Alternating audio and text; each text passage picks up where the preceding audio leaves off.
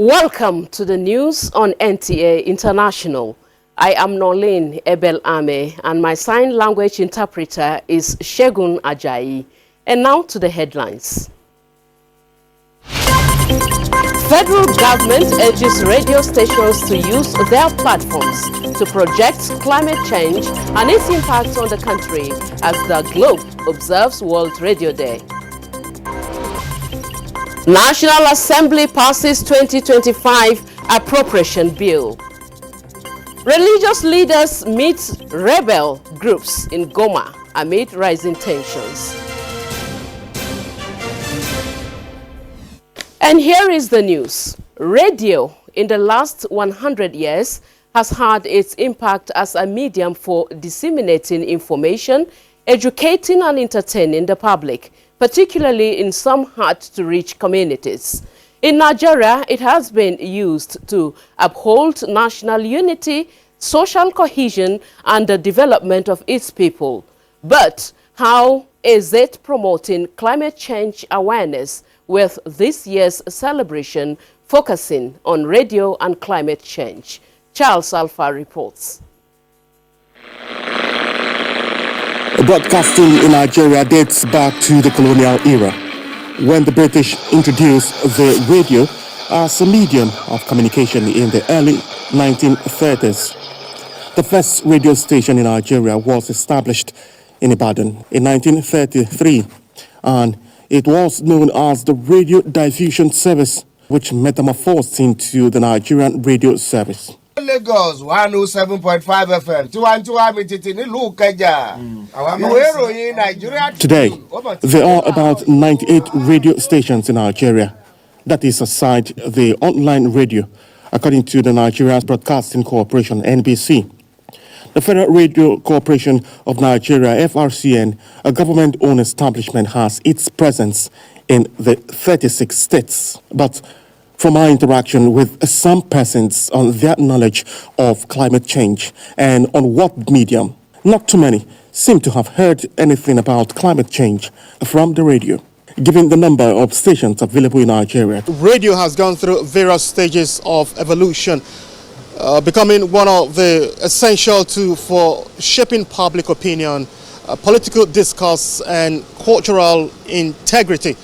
But the question is, how is it contributing to climate change awareness, creation, and solution?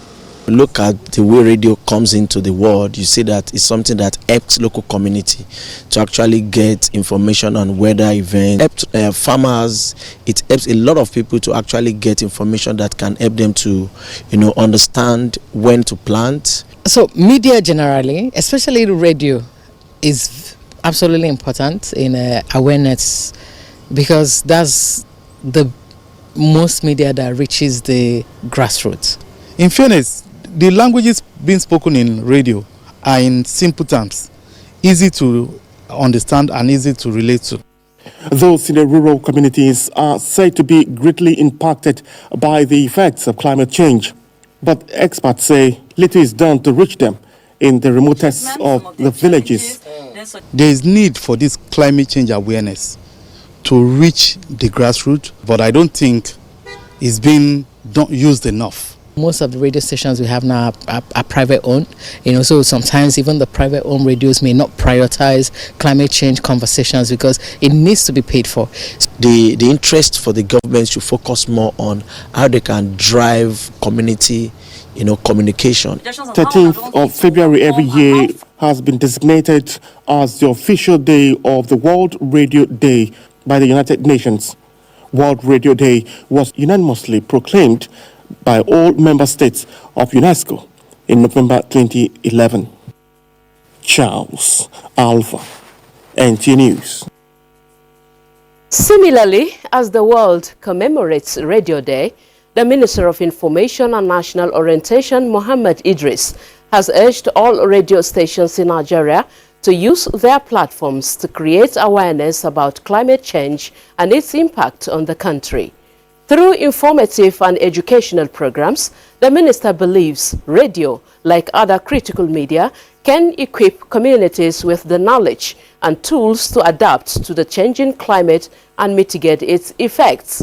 He challenged radio stations to collaborate with other organizations and experts in the field of climate change to provide accurate and reliable information to listeners through interviews with scientists, environmentalists, and policymakers to enhance understanding of the issue and work towards finding sustainable solutions in line with President Bola Ahmed Tinubu's renewed hope agenda.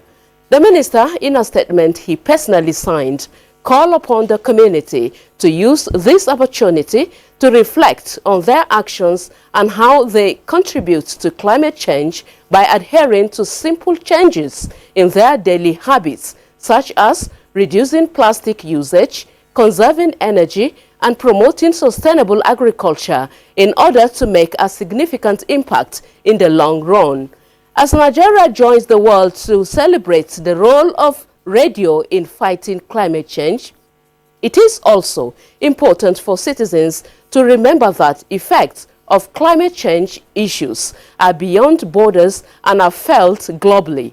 The minister therefore appealed to Nigerians to join hands with other nations to find solutions and create a better future for the generations to come.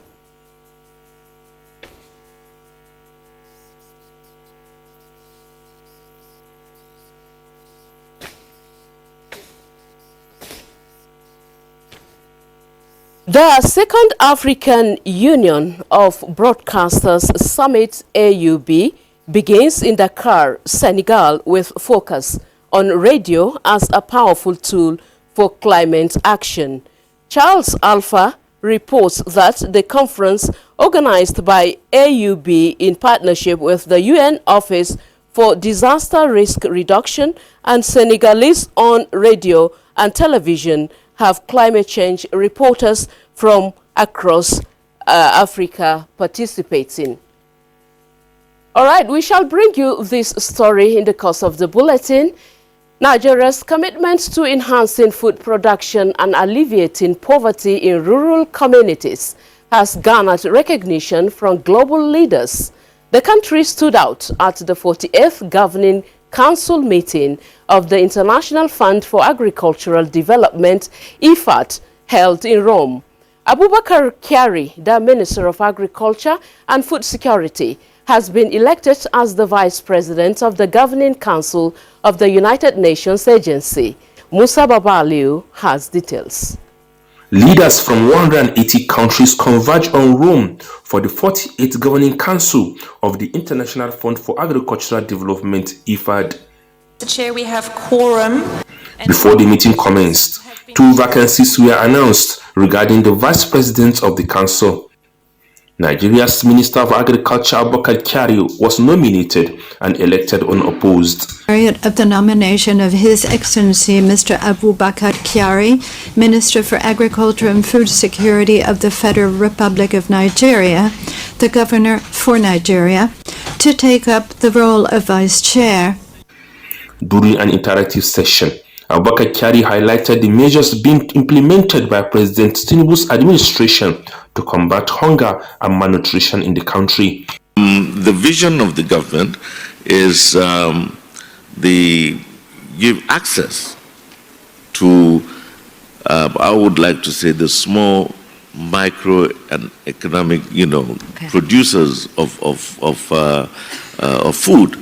World leaders attending the event, including the President of Sierra Leone, emphasized the strategic importance of investing in rural areas of developing countries to achieve food and nutrition security, as well as economic growth and stability.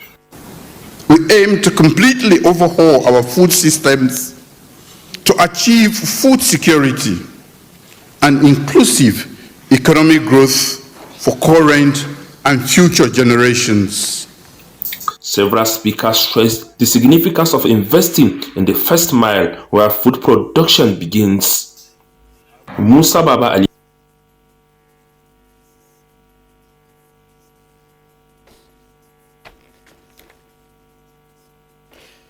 All right, joining us via Zoom from Dakar on the usage of radio platforms globally in the dissemination of climate change issues is the head of Office African Union Broadcasting, AUB, Margaret Komal.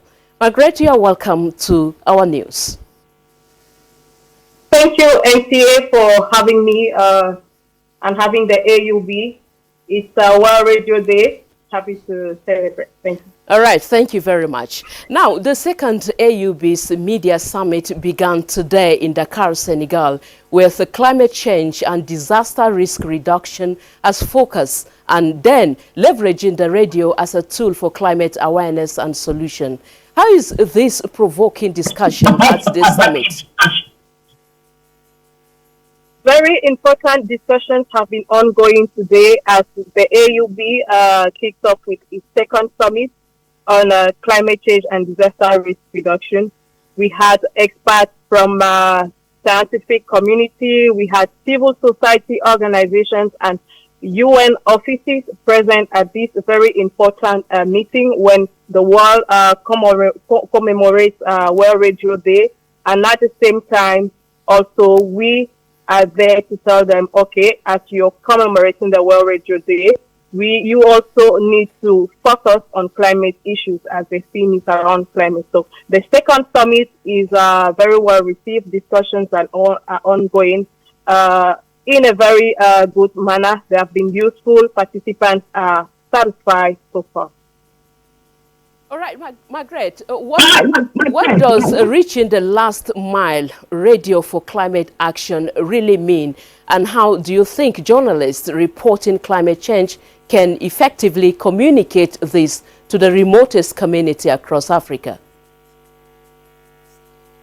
Thank you for the question. You know, ma'am, when you talk of disasters and impacts of climate, usually big cities are not very much impacted, though they are impacted, but how this impact affects the rural communities, those people we cannot reach, it's very important we highlight the need today for radio to play its role in the disaster risk reduction chain. That is why we had to film this summit reaching the last mile, because we want to have everyone on board. We want to make sure those at also extreme far countries, they get to know, they get to have information, timely information regarding climatic issues, and also how to prepare and how to curb the impact. So it was very important for us to have all stakeholders on board, and that's why we had to mention it, reaching the last mile. The African Union of Broadcasters Summit is happening on a day when the world is marking World Radio Day. Tell us the importance of this day.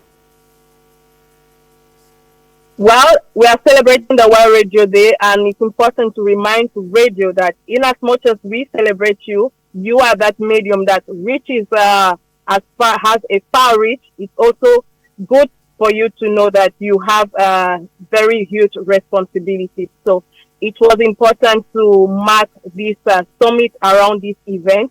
And for us, we've had stakeholders engagement very much. We had participants from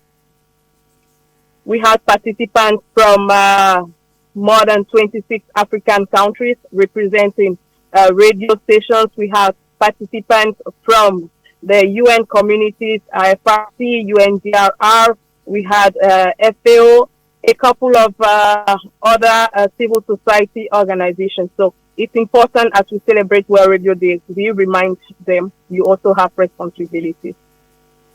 Well, Margaret Komal, head African Union of Broadcasters, thank you so much for your submission on the news on NTA International.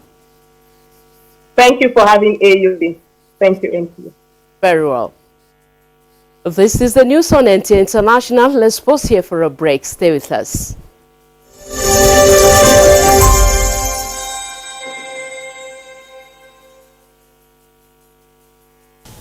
I am Oluremi Tinubu, the global and national Stop TB champion.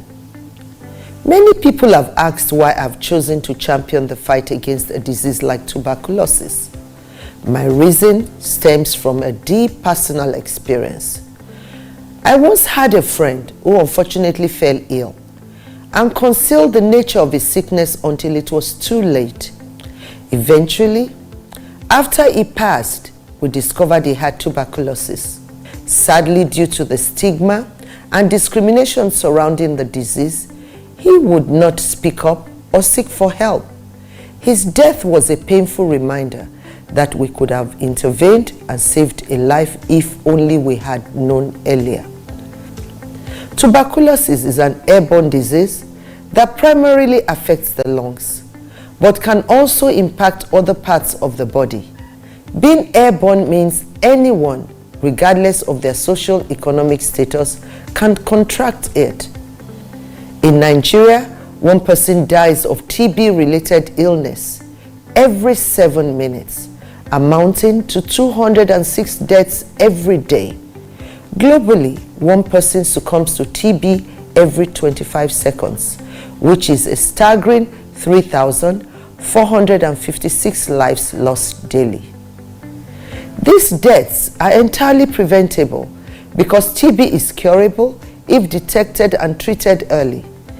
If you or someone you know has been coughing for 2 weeks or more, coughing up blood, experiencing night sweats, or losing weight drastically, it might be TB. Please visit the nearest government hospital or primary health care center for proper diagnosis and treatment. TB treatment is free in all government and some private health facilities. Let us also remember not to stigmatize or discriminate against TB patients or those who have been treated for TB. Individuals who have been cured of TB cannot infect others. I call on all stakeholders, especially the private sector, to join us in the fight to end TB in Nigeria. Together, we can make a difference. Remember, TB anywhere is TB everywhere. End TB by 2030. Yes, we can.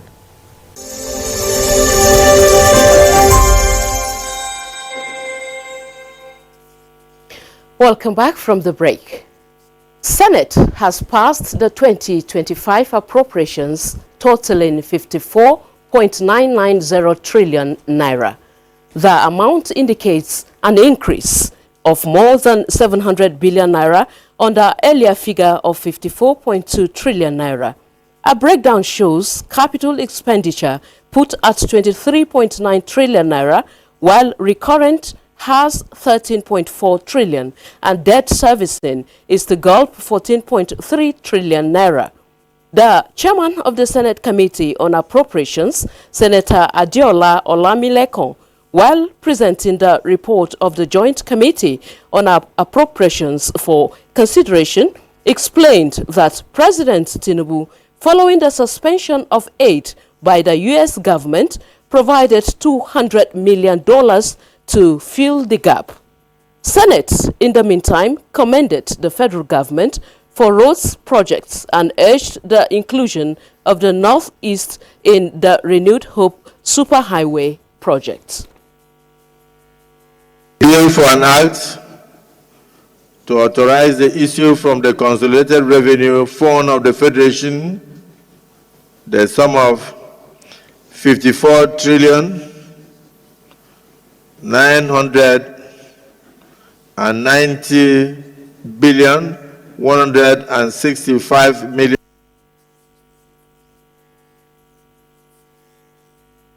In a similar news from the Green Chamber, the House of Representatives has passed the 2025 appropriation bill of 54 trillion 990 billion naira.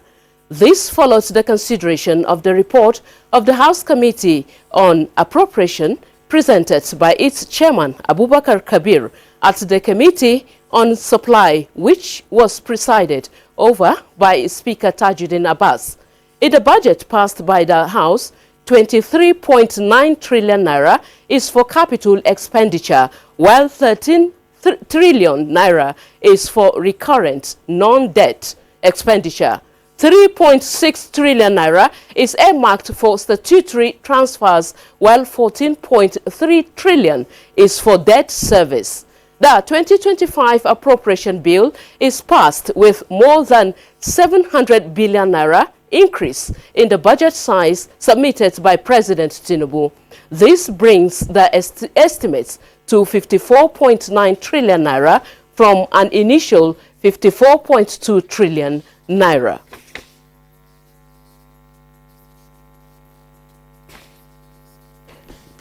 Stakeholders in Nigeria's health sector are urging for increased awareness campaigns to improve treatment outcomes for childhood cancer. This call to action was made at a symposium marking the 2025 International Childhood Cancer Day, organized by the Akanimo Cancer Foundation in collaboration with the Federal Ministry of Health and Social Welfare. Hamman Jabani reports that the symposium highlights the need for enhanced awareness and education to tackle the challenges of childhood cancer in Nigeria. The first of its kind in the country, the symposium brought together stakeholders from the public, private and international healthcare space to brainstorm on innovative solutions to tackle childhood cancer in Nigeria's unique environment, with the aim of raising awareness, providing treatment access, as well as support research for childhood cancer, with the theme Inspiring Action, Actionable Solutions to Strengthen Healthcare Infrastructure, Access to Care, and Early Detection of Childhood Cancer in Nigeria. Minister of State for Health, Dr. Isiaq Salako, who was represented, and founder, Akanemo Cancer Foundation. Another speaker said commitment to support every effort to increase survival rate of cancer patients is the call to action. The federal government in the National Cancer Strategic Plan 2023 to 2027, we have there's the involvement of pediatric cancers and childhood cancers in the plan, which hitherto was not among the list of cancers that were covered. This year's budget 2025 that is still before the House, cancer treatment care awareness has received tremendous attention like never before. And I can announce here that by the grace of God, infrastructurally, we are going to have a lot of equipment upgrades. I think that one of the topmost things that I have noticed, especially in my interaction with families and medical personnel, is this issue of blood. Being able to access blood in the hospitals. The process, the procedure, the government should really look into it because it's causing a lot of hardship. And then there should be more awareness amongst the people. The consensus among speakers is that effort to increase survival rate for cancer patients must be emphasized. The International Childhood Cancer Day is commemorated on 15 February every year since 2002. Hamad Jabani, NTA News. In other news, 30 years after the 1995 Beijing flagged 12 key areas where urgent action needed to be taken to promote women's rights and empowerment, the issues are set to receive fresh attention as the OAFLAD holds its 29th Ordinary General Assembly on the sideline of the 38th AU Summit in Addis Ababa. Nigeria's First Lady Oluremi Tinubu is billed to join her counterpart at the session. State House correspondent Adeni Tayo is in Addis Ababa to bring us some insight on the focus of the General Assembly. Thank you, studio, and welcome to Addis Ababa. This is where African First Ladies, under the auspices of Organization of African First Ladies for Development, OAFLAD, will be converging for the 29th Ordinary General Assembly of that organization. The assembly has as its theme, building on Beijing, African First Ladies championing women's leadership and rights through African heritage. Of course, this will be taking place on the margins of the 38th AU Summit Ordinary Session. Now, for the First Ladies, it is back to Beijing 1995. At least the issues addressed by that, conference, where women's issues, gender-based violence, women's equality, gender equality, and all were addressed. Talking about 12 issues, that were flagged at that Beijing conference. Now, those issues will be getting a fresh look here in Addis Ababa at this General Assembly. Nigeria's First Lady, Oluremi Tinubu, of course, is on ground, to join our sister First Ladies to participate at the General Assembly. And our participation, of course, will provide opportunity for her to present Nigeria's position on some of the advocacy initiatives of OAFLAD, and going beyond that, it will also offer her the opportunity to present how much she has been able to achieve along, those advocacy initiatives. Of course, top on that is the We Are Equal campaign launched by President Bola Ahmed Tinubu on May 13 last year in Nigeria. Flowing from that, launch, we've seen the establishment of alternative high school for girls in Osogbo, Osun State, in Bauchi, and others planned to give women, those who dropped out of school, another chance at getting functional education. Another one that is already launched and expected to gain traction in Nigeria, of course, is the Free to Shine campaign launched in Kwara State, North Central Nigeria, and that is targeting women of reproductive age, youths, children, to stem the spread of HIV, AIDS, hepatitis, syphilis, particularly through vertical transmission, that is mother to child. So all that will be getting the attention of the General Assembly, and we, of course, we expect Nigeria to come with robust engagement during the events lined up till February 16, when the General Assembly will be ending. So it's back to you now in the studio. Thank you very much, Adeni Tayo. On felicitation, President Bola Tinubu has congratulated Bishop Francis Wale Oke on his re-election as the national president of the Pentecostal Fellowship of Nigeria, PFN. Bishop Oke is a respected religious leader, author, and the presiding bishop of Sword of the Spirit Ministries International, which he founded in 1983. He is also the chancellor of Precious Cornerstone University, PCU. And that concludes the news on NTA International. Thank you for watching. I am Nolin Ebel Ame, and my sign language interpreter has been Shegun Ajayi. Do have a lovely night rest.